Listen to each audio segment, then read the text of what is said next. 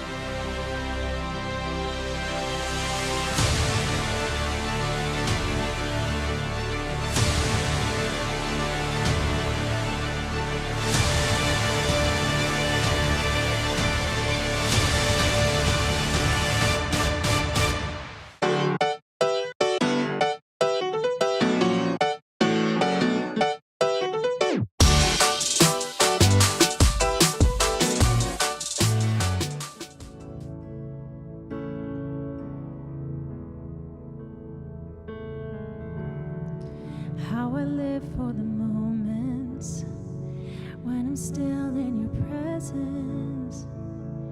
All the noise dies down. Lord, speak to me now. You have all my attention. I will linger and listen. I can't miss a thing. Lord, I know my heart wants some more of you. My heart wants something new, so I surrender all. 'Cause all I want is to live within your love, be undone by who you are. My desire is to know you deeper. Lord, throw my fears into the wind. I am desperate for a touch of heaven. Oh, oh, oh, oh, oh.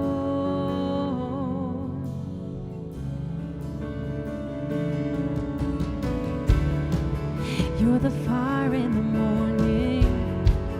You're the cool in the evening.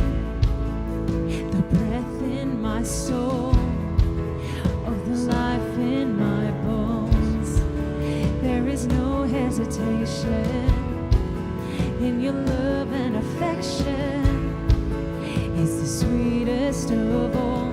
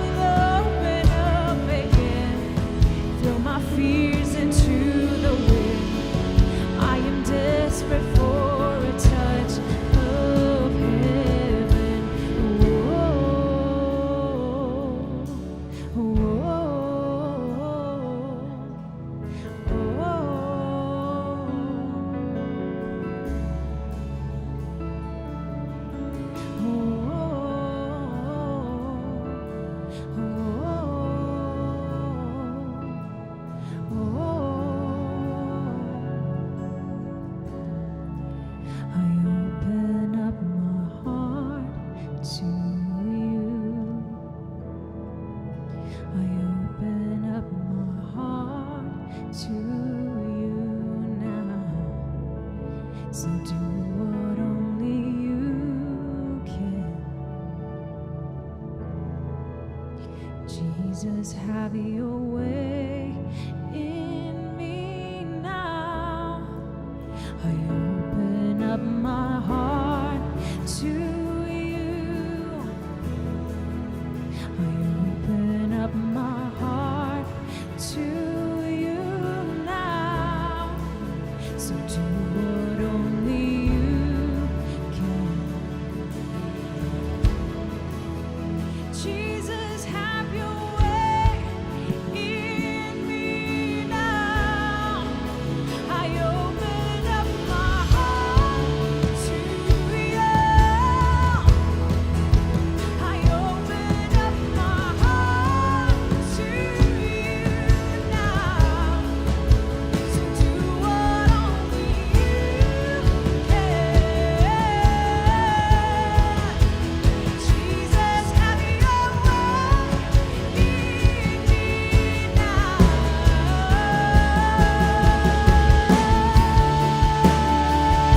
Oh, have your way. Oh, have your way. Oh, have your way in me. Jesus, have your way in me. Oh, have your way. Oh, have your way in me. Lord, have your way. Oh, I want is to live within your love. Be undone by who you are. My desire for you deeper. Lord, I will open up again. Throw my fears into the wind. I am desperate for a touch of heaven. Na na na na na na na na na na.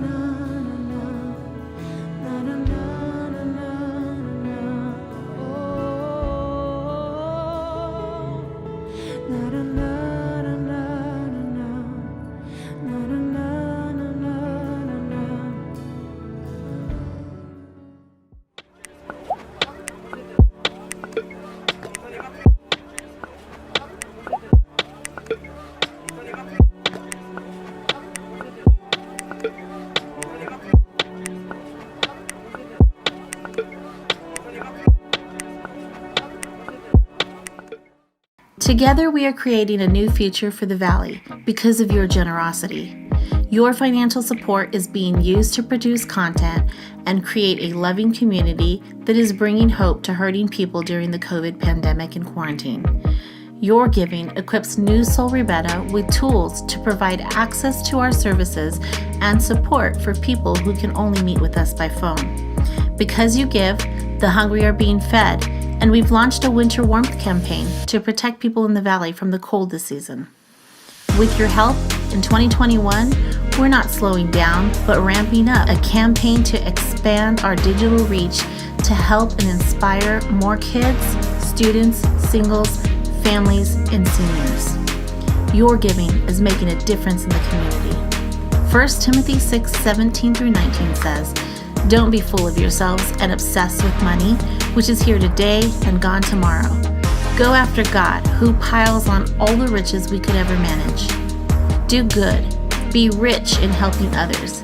Be extravagantly generous. If you do that, you'll build a treasury that will last, gaining life that is truly life." We have quick and easy ways for you to give. Online, newsoulrebecca.com. By text BLESS to 94000. By app, download the Tithely app.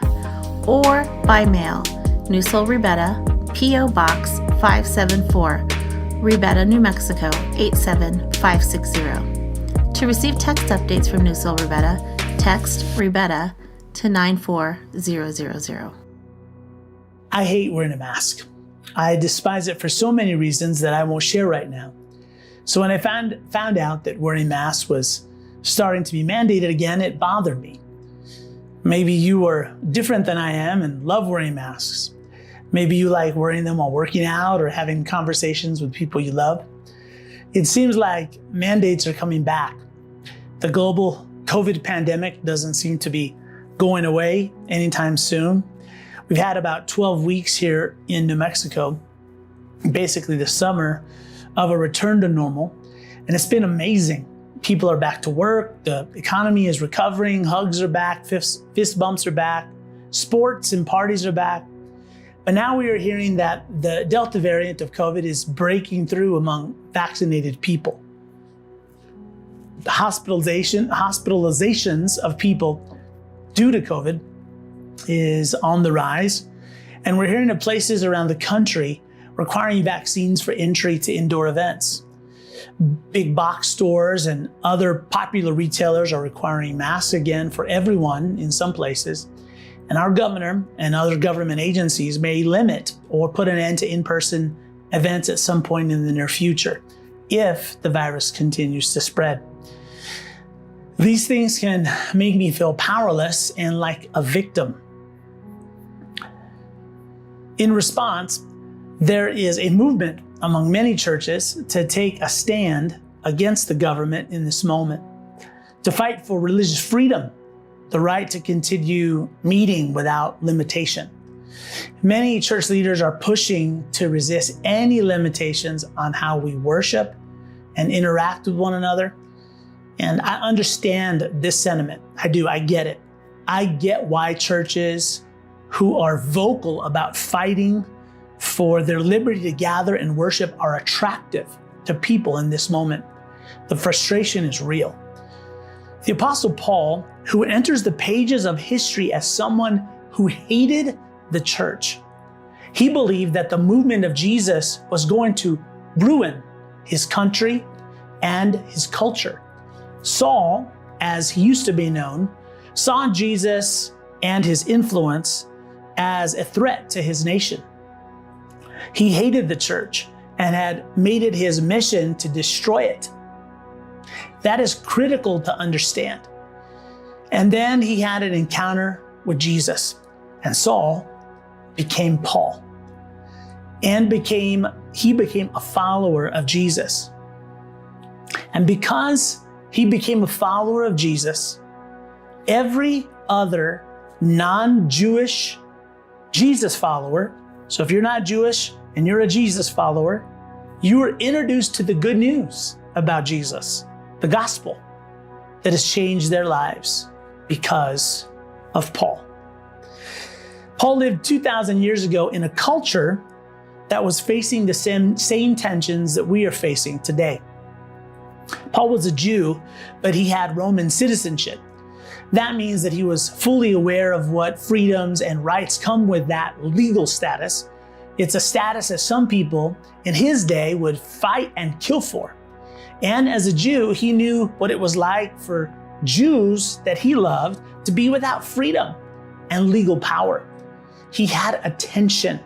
He lived between two worlds. He wrote something unexpected to Jesus' followers in his time, and I think when you hear it and read it, it will be just as unexpected in ours. He writes, "Though I am free and I belong to no one, I have made myself a slave to everyone, to win as many as possible. To the Jews, I became like a Jew, to win the Jews. To the weak, I became weak, to win the weak. I have become all things to all people, so that by all possible means I might save some. I do all this for the sake of the gospel, that I may share in its blessings." If you read this too quickly or don't pay attention to what he's saying, you might miss it. He says, I am free, but I have made myself a slave to everyone. He has made a radical choice. Today, you, as you watch and listen to this, you're free. It's a gift, not because you're an American or you're born at this time in history. You're not a slave to the opinions of others, unless you choose to be. In our culture, this may be true of you. When we fight for freedom in our lives, we want to break away from our parents and teachers, We want to be free of government control, of regulations and laws we don't like. We leave home and run for freedom from doing what we're told or what we're supposed to do. We want the freedom to find our own way. Maybe you can relate to this. You want to be free to do what you want, how you want, when you want, and with whoever you want. Most of the time, our fight to be free is for the freedom to live a life that is less instead of more. It's the freedom to make the worst choice. When does someone saying, "Don't oppress me, I want to be free," mean, "Get off me, I want to live a life of honor," or "Don't hold me back, I want to be more trustworthy," or "Quit trying to stop me from working harder. Stop trying to control me. I want to show more compassion. I'm sick of your rules. I want to be more generous and kind." The freedom to do whatever you want is not freedom. Have you ever noticed that the more you do whatever you want, following your own desires, the less freedom you actually have? You become a slave to your own appetites and the opinion of other people. One of the reasons Jesus came was to set humanity free. When you give your life to Jesus and follow him, he forgives you of all your sins and he gives you a fresh start. You are free of your past. You're free to live a new life. If you have given your life to Jesus and have put your trust in him, this is important, especially if you still struggle with guilt and the fear of punishment. You are free from having to pay Jesus back for saving you. You don't have to keep the 10 Commandments or come to church or pay your tithe as some sort of payment for your salvation. There is nothing that you can do to deserve the gift of God in Jesus. He has given it to you because he is good, not because you are. Because of Jesus, you're not only free to not murder, but you're free to love your enemies. You're not only free not to steal, but you're free to give and be generous. You're not only free not to live an angry life, but you're free to live a life of kindness and patience. You're free from doing whatever your appetites and impulses tell you to do. You're free from the fear of breaking God's rules or doing something that might stop God from accepting you. You are loved, you are accepted, and you are forgiven. But freedom isn't easy. Sometimes you and I, we abdicate our freedom for acceptance by other people. Sometimes we ignore our freedom for comfort. Today, you are free to make the best choice, not just the one the people around you want you to make. The Apostle Paul is saying, I am free to be more. What would happen if you used your freedom not to be less, but to be more? If your boss expects you to give minimum effort, but instead you violate expectations and give more, not less, you are free to not do what's expected, but to do something different. If you're asking, is this something I have to do? You're not free yet. For example, when it comes to giving, if you say, do I have to give 10%? Then you're not free yet. If you're a slave to keeping the rules, you have to give 10%. If you're free, you can give more and you can enjoy giving more. You're free to be generous. There's no limit to the possibility of your generosity. Paul is saying, I am free to make the choice to lay my power down and my freedom down to be a slave so that others might be free. He's not a victim. He's not powerless. Making a statement like that requires strength of character, strength of resolve. He's saying, I have an intention to win as many as possible. Even though I am free, I am bound with a purpose to elevate the lives of others. Jesus was all powerful, but he made himself powerless. so that he could lift you up. Jesus was free, but allowed others to bind him so he could set you free. Let's apply this to our current situation right now in this moment. My end game as the leader of our faith community is not religious freedom. The goal of New Soul Rebetta is not religious liberty. My end game is to win people to Jesus. The goal of New Soul Rebetta is to win the hearts of unchurched people to Jesus. Our battle is for people, not against people. I love religious freedom and I'm grateful for it. And I hope with all my heart that it continues. I hope that some of the government actions that seem to be focused on churches are just perceptions and not reality. There is a very real battle going on right now. Spiritual warfare is a reality.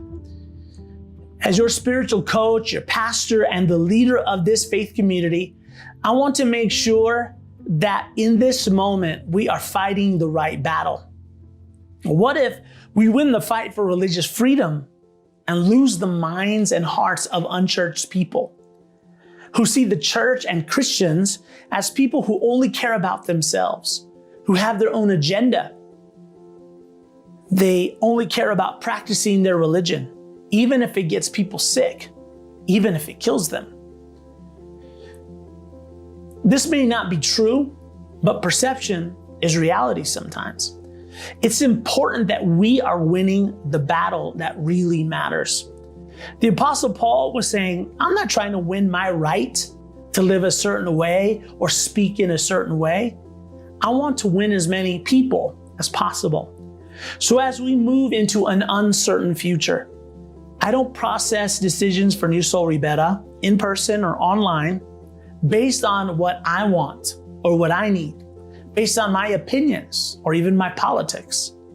I have made and will continue to make decisions for us based on how can we position NSR in such a way that people without Jesus in the valley and online would see the love of Jesus in us and through us. Paul says to the Jew, I become like a Jew. But wait a minute. Paul is a Jew. If Paul is a Jew, how could he be like a Jew? Paul was never Jewish enough for the Jews because he was a Roman citizen. And he wasn't Roman enough for the Romans because of his Jewish ethnicity, culture, and background. It's like he wasn't conservative enough for the extreme conservatives or liberal enough for the extreme liberals, just like Jesus. He was saying, I will be like a Jew, because Paul wasn't limited by a Jewish mindset. He was in Jesus, so he was free. He was saying that when I'm with the Jews, I will find those areas of commonality where we agree, where we can relate to one another. I'm seeking a human connection with them. He's saying, when I am with those under the law, the Jews, I live like I am under the law, obeying certain traditions and religious customs, so that they will listen to me when I talk to them about Jesus and what God has done for them. If they saw me violating what was important to them, I would lose my connection with them. But make no mistake, I know, Paul would say, that I am not made righteous by following their customs or traditions, but only by the death of Jesus. Paul was working for the win. He was willing to suffer losses, to do things he didn't want to do, so he could get the win that mattered. And then he flips it. He says, even though I'm a Roman, I don't have to behave like a Roman and how a Roman is expected to react. I live outside of that space. I'm above that space. My identity isn't found in being a Roman, like it does for so many of these others who want Roman citizenship so badly. My identity is found in being a part of a new kingdom and being loyal to a new king. So Paul becomes adaptable and flexible to each different environment. It's not that he didn't know himself. He knew himself so well that he could adapt to any situation without losing who he was. If Paul were here, he would say, I don't feel obligated to or bound to always behave like a conservative or a liberal to know who I am. Those labels don't define me. Who I am and what I am is so much better and bigger than that. Has Paul's mindset ever been more important and needed than it is right now? Today, culture is pushing us, pushing you, pushing me to identify ourselves by what we are against. And if we don't self-identify, we choose not to say that we're against something, it'll lop us in on the other side. So let's be clear. Jesus died for people on the far right and the far left. Pro-vaccine people and anti-vaccine people. Socialists and capitalists. Binary and non-binary people. Straight people and gay people. Republicans and Democrats. White supremacists and black supremacists. Atheists, pagans, and agnostics. So we will not get pulled into battles where we win something for ourselves, but lose the battle that matters for people who haven't encountered Jesus yet. New Soul Ribera is here with one single intention: to be proof that God is here for a world that desperately needs him. To be proof that Jesus stepped into history 2,000 years ago and he died for us and rose from the dead. That he is here in this moment, longing for every person to discover the forgiveness he offers through his death on the cross. To know the life that he gives through his resurrection. In this moment, it looks strong to fight for religious freedom and resist the government. Taking a stand, being fixed and immovable, appears mighty and powerful. But Paul said, to the weak, I become weak. You know, the Jews thought Paul was weak because he adapted to the Romans. And the Romans thought Paul was weak because he conformed to the Jews. Paul understood that for many people in his culture and at his time, their limited view of reality, the limited view of God and what it means to be human, was a weakness. He could have argued with them, but he wasn't trying to win the argument. He was trying to win the people. He wasn't trying to win anything for himself. What Paul would tell you if he was here is, there is nothing, no law, no regulation, no military, no mandate, no government that can stop the church, the kingdom of God, from moving forward. If we have to limit or change how we gather in the near future, know that we will never stop, never, ever, ever stop being the church. We will never stop sharing the good news. We will never stop doing good to those in need. We will never stop trying to create community for people who feel isolated and alone, trying to connect us together. What if we, as the church, didn't work to become politically stronger, but instead we work to become spiritually stronger? What if we were the generation of the church that didn't trust politics for our future, but trusted in the power of the gospel instead? So what if, to be a little conspiratorial for a moment, there actually are people in government or in culture, whether it be journalists or others, who are actively trying to catch churches breaking the law, to highlight them spreading a deadly virus, to show the world that they are against science, to shine the light and make it look like they're encouraging people not to be responsible with their health choices. What if there actually were people in our culture right now who have an agenda, specific agenda, to throw off the influence of Christianity in our nation and our communities, who see the church as a outdated institution, a threat that our society is connected to, but that binds us to a past that we so badly want to be rid of, and whose hold needs to be broken if we are to create a different future. Even, this is important, so hear me, even if this were true, it is not our battle to fight. Even if it were true, it is not our battle to fight. This is very important, so hear me. The people who are against the church are the very people we are for. So don't be surprised when you see documentaries coming out against churches. Know that there are pastors who've been faithful to their wives their entire lives.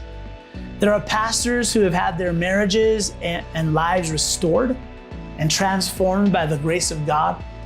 There are churches full of people who sacrifice for the good of others in their communities every day and have been for generations. But you won't see many documentaries about that because there's not a story in the good that people seem to be interested in. So don't be confused. Hear me. Even if every government leader makes it their mission to shut down churches, they will never be our enemies. They're going to be our objects of love. No matter how against the church they may become, the church will not be against them. If you are watching or listening to this and you are against Jesus, Jesus will never be against you. Never. The win for us is you.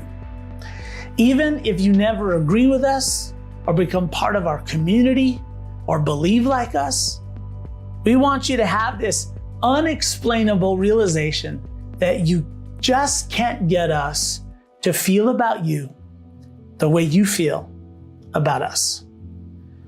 You matter more to us than ourselves.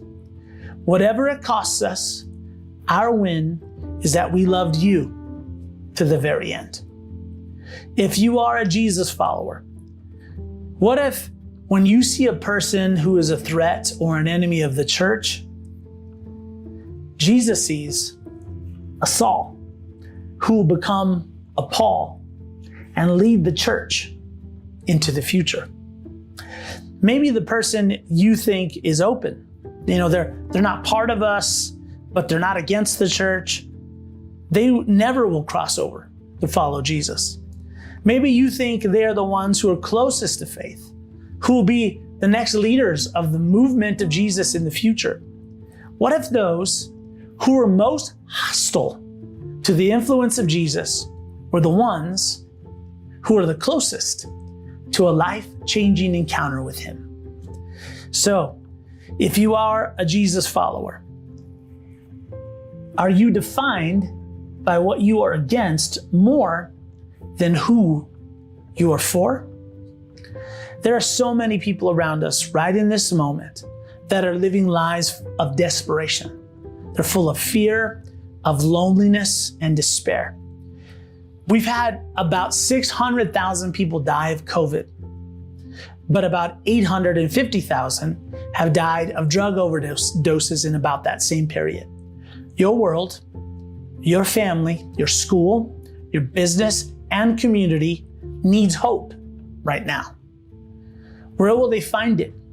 You might say Jesus, but they can't see Jesus. They can only see you. They can only see me. They can only see us, the church. We're the body of Christ. We're the proof that Jesus is here, right in the middle of this world and this moment right now. As we step into the future, New Soul Ribera will never make choices out of fear. We will make choices out of love instead. The choices we make are because we want the message of Jesus to be heard without obstacle and without barrier. Remember, nothing can stop the love of God from reaching hearts that are ready to receive it. If you've never crossed the line of faith and have never given your life to Jesus, you are why we do what we do. You matter that much to God and to us. Your life is that precious. If you are listening and you know that you want the freedom Jesus gives and His love in your life, just pray this prayer.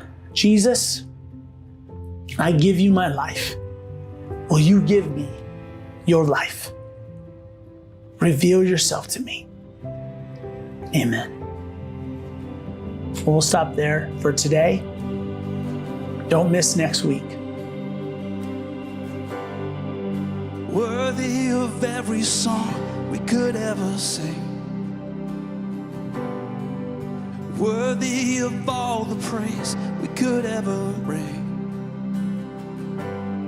and you're worthy of every breath we could ever breathe. We'll live for you, Jesus.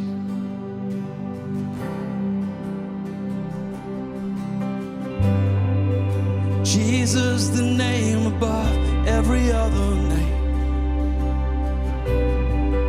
Jesus, the only one who could ever save. Yeah. You're worthy of every breath we could ever breathe. We'll live for you. Oh. Holy, there is no one like you. There is none beside you.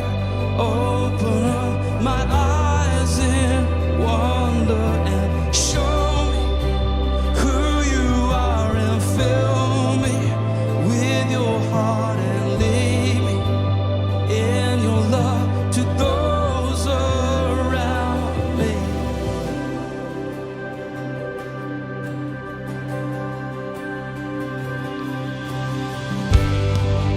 Jesus, the name above every other name. There's no other. Jesus, the only one who could ever save, yeah. And you're worthy of every breath we could ever breathe. We'll live for you, for you. Oh God, we live for you. Holy, there is no one like you. There is none beside you. Open up my eyes in wonder and show me who you are, and fill me with your heart and lead me in your love to those around me. So holy, and there is no one like you. There is none beside you. Open up my eyes in wonder. Would you show who you are, and fill me with your heart and lead me in your love to those around me. Jesus, lead us.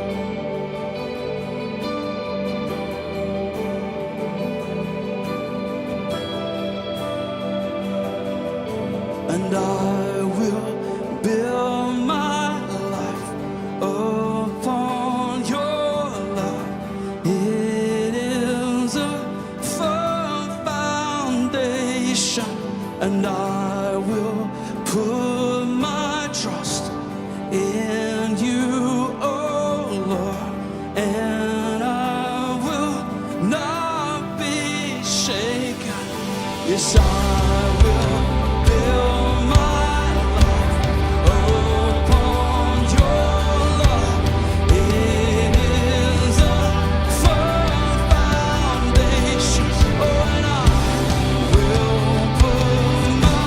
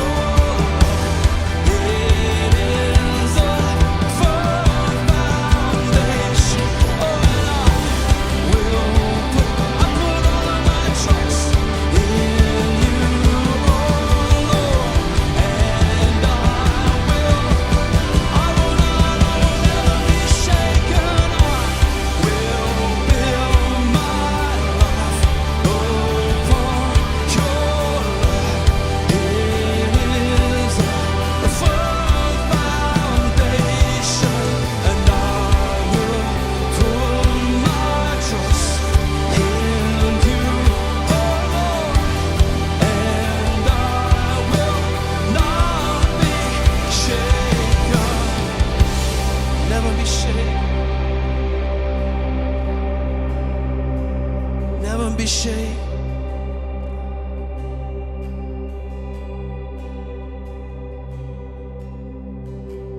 Everything that can be shaken will be shaken, but the unshakable will remain. So I will build my life upon your love. It is a firm foundation, and I will put my trust in you, oh Lord, and I will not be shaken. The unshakable will remain. On Christ the solid rock I stand. All of the ground is sinking sand. All the other ground is just sinking sand. On Christ the solid rock I stand. All of the ground is sinking sand. All of the ground is just sinking sand.